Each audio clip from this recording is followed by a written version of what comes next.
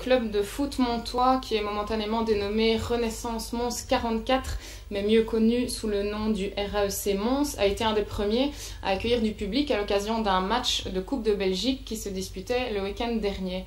La presse écrite et les différents JT nous apprennent que le club avait obtenu une dérogation de la ville de Mons afin d'accueillir jusqu'à 1000 personnes à l'occasion du match face à Skell de Skellebel. Bien qu'il soit tout à fait réjouissant de recevoir à nouveau du public dans nos stades, ces rassemblements restent risqués au niveau sanitaire s'ils ne sont pas correctement encadrés. Ainsi, une procédure particulière a été mise en place afin d'obtenir tous les feux verts qui sont nécessaires. La configuration de chaque stade étant spécifique, les clubs qui souhaitent pouvoir recevoir davantage de spectateurs que les 400 qui sont actuellement prévus pour tout événement en extérieur doivent élaborer un protocole sanitaire spécifique. Celui-ci doit être transmis au bourgmestre local pour validation avant d'être soumis à l'avis d'un virologue et puis de la ministre des Sports, à savoir vous-même. Ma question, Madame la ministre, est la suivante. Pouvez-vous me confirmer que le club de football Renaissance Mons 44 a bien respecté cette procédure et obtenu tous les accords qui étaient nécessaires avant d'ouvrir la porte à des centaines de spectateurs? Je vous remercie. Merci Madame la députée pour votre question sur les 500 spectateurs à un match de football à Mons.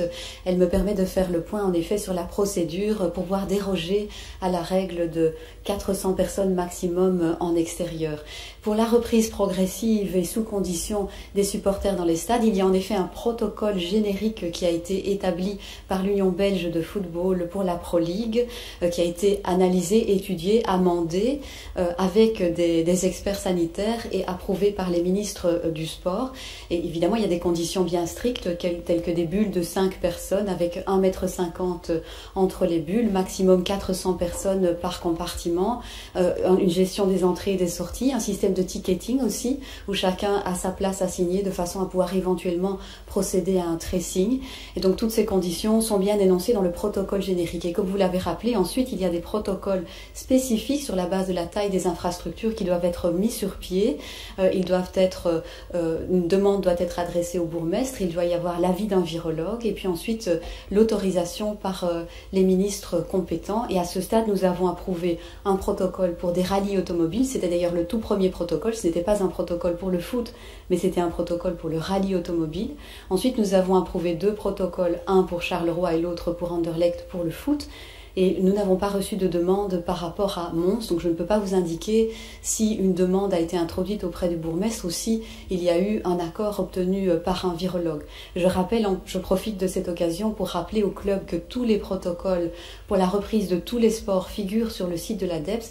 Et en ce qui concerne le protocole pour le retour progressif des supporters dans les stades, c'est en effet la procédure que j'ai indiquée précédemment, un protocole générique qui doit être traduit dans des protocoles spécifiques événements sportifs. Je vous remercie. Le football, c'est un véritable sport populaire, donc il est naturellement indissociable de ses supporters et c'était, je crois, important de veiller à ce que ces supporters puissent retrouver le chemin des stades. Vous l'avez dit, vous avez notamment hier validé les protocoles pour 2 clubs de foot, Anderlecht et le Sporting de Charleroi.